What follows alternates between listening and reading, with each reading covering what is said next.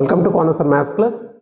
Route -4 into root -9 ఇలాంటి sums చాలామంది students ఏ విధంగా చేస్తారంటే root A into root B అనే ఫార్ములాని యూజ్ చేసి రూట్ ఏ ఇంటూ బి ఈ ఫార్ములాని యూజ్ చేసి ఈ సమ్ని root -4 into -9 minus into minus plus 4 9 36 root 36 that equal to 6 అని చేస్తారు.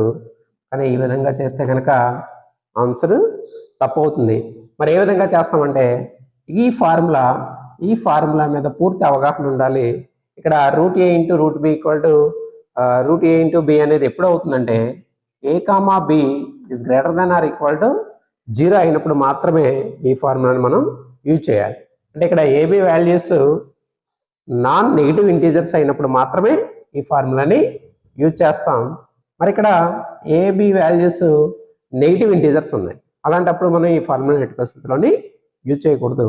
మరి ఈ సమ్ని ఎలా చేస్తామంటే దీనికి సంబంధించిన కాన్సెప్ట్ అనేది ఇంటర్ నుంచి స్టార్ట్ అవుతుంది. మరి అయితే ఇక్కడ i² ఈక్వల్ టు -1 ఇక్కడ ఇమేజినరీ నెంబర్స్ అనేవి వస్తాయి. Imaginary numbers i equal to square root of -1 i అంటే ఇక్కడ ఇమేజినరీ నెంబర్స్, దీన్ని అయోటా అంటారు.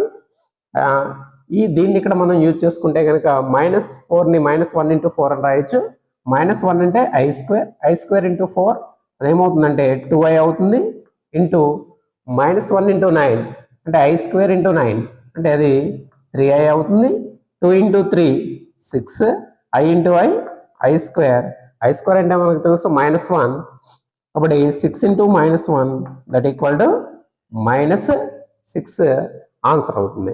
అయితే చాలామంది ఇక్కడ రూట్ 36 అంటే ±6 అని చెప్తారు, అది కూడా రాంగ్. దీని గురించి మనం నెక్స్ట్ క్లాస్లో చెప్పుకుందాం.